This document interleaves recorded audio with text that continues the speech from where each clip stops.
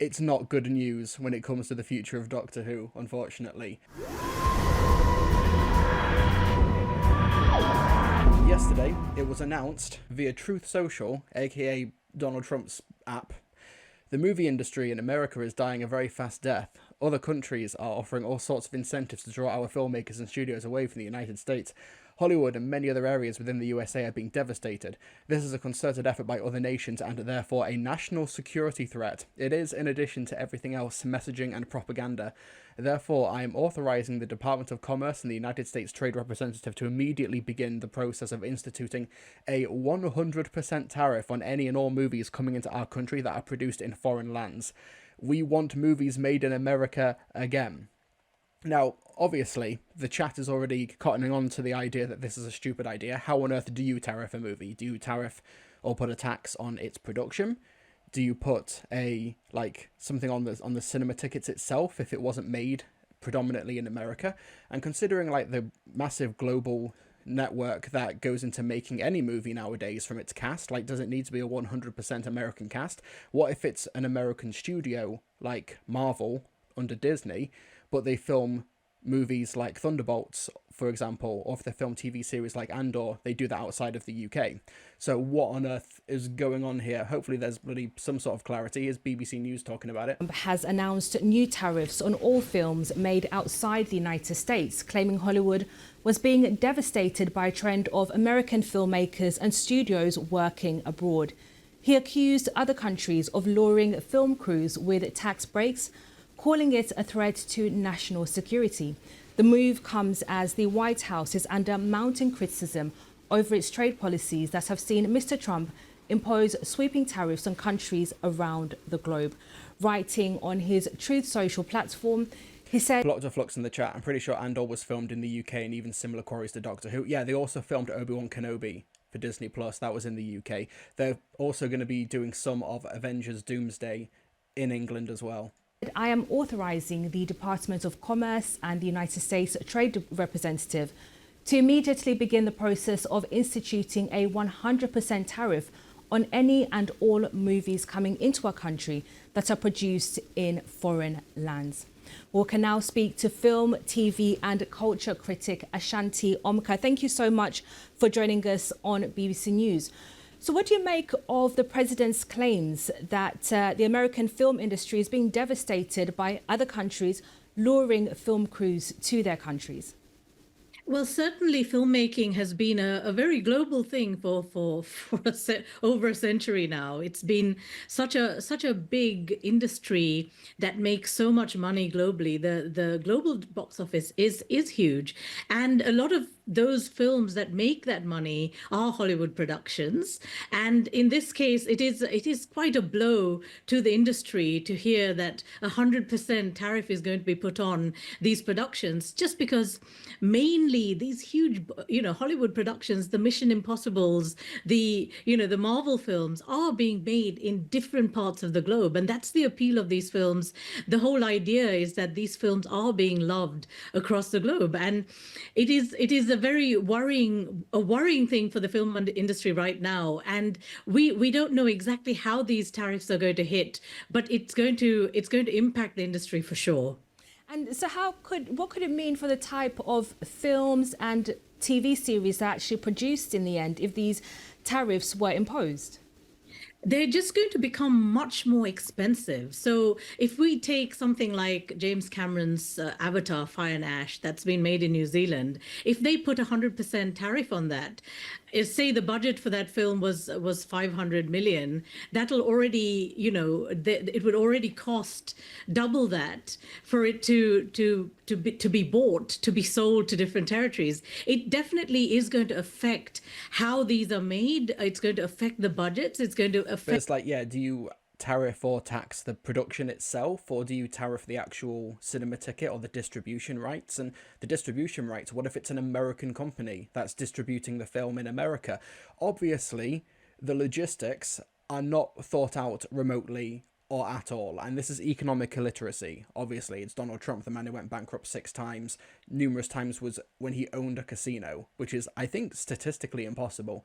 But WG fan in the chat, Hollywood is dead due to these tariffs. That's the thing, though. Hollywood right now is kind of already dead, because in January, I know that sounds like a million years ago, but January this year was the Los Angeles fires, where like dozens of square miles were completely destroyed by wildfires and completely ravaged, and people displaced, and a whole infrastructure burnt to the ground. And they're only just now, 5 months later, starting to rebuild that industry, starting to rebuild Los Angeles, everything that was devastated by the fires. So how are you going to make them in Hollywood if you're not going to be investing money into rebuilding Los Angeles, which Donald Trump and the Republican Party have said that they're not really wanting to do because it'll own the libs or something? It's absolutely insane. Now, in this case, you're probably wondering, why am I talking about this? Because he's talking about the movie industry specifically. There's a very thin line nowadays between the movie industry and TV and big streaming services. Netflix are technically like a TV streaming company, but they also make a lot of feature films. Amazon, who have just recently acquired the rights to James Bond, they make TV shows, but they also make feature films. And also, sometimes they put those TV shows in theaters and cinemas for people to watch. So the line is incredibly blurred. So I think we should take this as an indication that this is not just the movie industry getting a 100% tariff, whatever the hell that means, but also the TV industry as well. Now, this is a massive moment in terms of the UK TV and film industry, because the UK TV and film industry, its biggest consumer, its biggest audience outside of the UK is America, because of the shared ideals, because of the shared language as well, and also its audience size. And if they're going to have a 100% tariff on things made outside of America, even though they're our biggest market, then we have to absolutely go full throttle on supporting the UK TV and film industry to become self-sufficient and independent.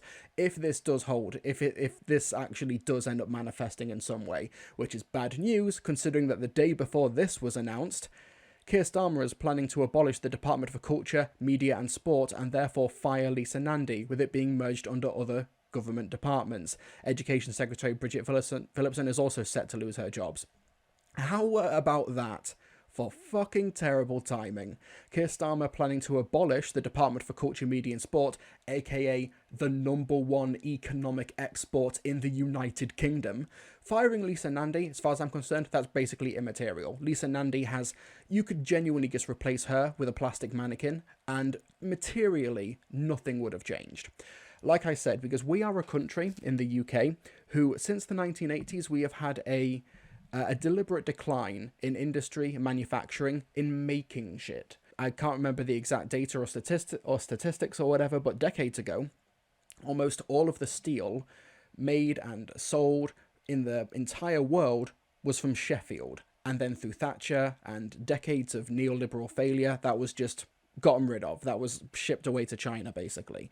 So now as a country, we don't make anything, which is why now as a country, we are more of a cultural force, where we're able to train actors, train directors, train writers with the help of a public service broadcaster like the BBC. We're able to make stuff. We're able to be creative. We're able to creatively, fulfill people, essentially. And now all of that is fucking slipping away. Now, why am I talking about this on a Doctor Who live stream? Because if this tariff holds, if this is actually instituted, if this does make it to paper in some capacity outside of a Truth Social post, that is the end of Disney's involvement with Doctor Who. I'm calling it there.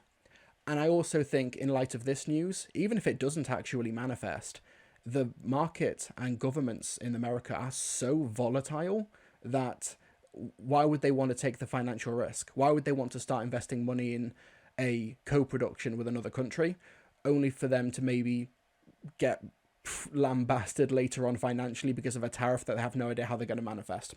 That's how I'm relating this to Doctor Who. If this actually goes through, Disney drop out.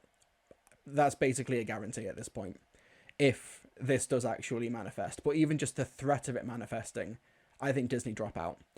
And when it comes to the future of the show, that is, of course, a much more complicated topic. I actually, no joke, had a full-blown video recorded, ready to go up on Thursday to talk about the situation with the future of Doctor Who and stuff like that.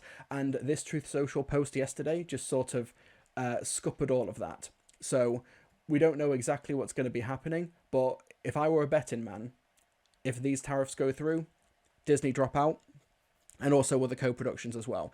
Now, I've had people tell me today that, Amazon is a streamer, and people like Jeff Bezos, they'll stick up to Trump, they'll stand up to him, even though basically all objective information and evidence over the past few weeks and months has completely doesn't support any of that. For example, it was going to be a case of when the tariffs were going to are being implemented in America, Amazon were going to have the tariff surcharge put on the receipts of any transactions made on Amazon in America, but then Trump bullied him, Jeff Bezos. Amazon says it won't display tariff costs after Trump called Bezos over, quote, hostile and political move. This is just transparency on a receipt, and it's called hostile and political move, and Jeff Bezos completely folded. This is what I'm on about when I talk about conservatism being a cuckoldry ideology, like through and through. It's all about subservience, it's all about bending the knee, it's all about falling in line to the supposedly powerful people. That was just a suggestion. Oh no, it was being implemented. Some people were complaining about it. It wasn't a suggestion. It actually manifested. You can go online and see people sharing screenshots. You can go online and see people sharing screen recordings and videos of their Amazon receipts going, what the hell is this? And then Trump got wind of it, bullied Bezos over the phone, presumably, and completely folded. Because of the dire straits of the UK TV and film industry, this is also just going to have massive ramifications in this country if this gets instituted as well. And also for Netflix, it makes no financial sense as well, because some of their biggest shows of the past year, shows like Squid Game Season 2, shows like Adolescence, were made outside of America, and they have been some of Netflix's biggest hits. Whereas Bridgerton is filmed in Bath in the UK. I think Shondaland is an American company, because it's Shonda Rhimes who was like the creator of Grey's Anatomy, but Bridgerton is filmed in Bath in the UK. You're looking at it all wrong. You're thinking about this with facts and logic. That's true. It's the leftist curse, being right about everything just way too early. Yeah, isn't Doomsday being filmed in London partly? Yeah, it's Shepperton Leavesden Studios. Either way, like, one reason that we are such a thriving media ecosystem in the UK is because we have the talent, obviously, because we've spent centuries putting together the infrastructure to create that talent, going back all the centuries ago to the Globe Theatre and William Shakespeare and all the playwrights, and then moving to television and broadcast radio and everything with the BBC over the past century. We have all of the infrastructure for it. Our media and culture, we are uniquely positioned. And also, we just have a great surplus of talent. It's one of those things where in the post-war consensus after World War II, when we were able to build things like the NHS, like the BBC, and we had a massive cultural resurgence in the 50s and 60s, that was the investment that gave the United Kingdom massive pop culture juggernauts like Doctor Who, like James Bond, like the Beatles. All of that came in within a 10-year span of each other. All of that. And we need something similar now if we want to save our cultural legacy, our cultural institutions. But no, Keir Starmer is planning to abolish the Department for Culture, Media and Sport, and therefore fire Lisa Nandy. That last bit, the Lisa Nandy bit, like I said, I couldn't care either way. She's done nothing in the role. She's doing nothing. Coal mines, yeah, well, to be fair, the Minecraft movie has done really well in the UK. Children do yearn for the mines, as I understand it. Sorry to get all doomer about it. Like I said, how I'm relating this to Doctor Who is that if this happens, Disney fold. 100% they fold. They already folded as soon as the election results were called by getting rid of LGBTQ plus representation in some of their projects. Rewriting and re-editing and uploading alternative versions of TV shows with other LGBTQ plus themes. And they'll fold to this as well, even though it should be the moneyed interest. But yeah, this isn't coming from a place of reason. This is not coming from a place of rationality. This is just a case of being seen to be doing something, and Donald Trump, being economically illiterate, just does not know how to fix anything other than hitting the tariff button. Yeah, like I said, the UK is uniquely positioned to be making culture in a very similar way to how... have you folks ever wondered why so many painters and so many artists come from the Netherlands? It's the home of Van Gogh, it's the home of so many others. It's because, believe it or not, because of their windmills, that they were able to use the windmills to crush up the colours and the ingredients to make paint. And that's why painting and arts and on oil on canvas and everything is that's why it basically started or predominantly got its biggest revolutions culturally in the Netherlands. And the same thing's kind of happened in the UK in terms of our own media infrastructure over the past century, and we're seeing it die a death. We are already seeing the political pushback from basically every country, apart from the UK, that's had an election over the past couple of months. Australia and Canada pushed back against their pro-Trump candidate, so, you know, they are basically isolating themselves in a little bubble.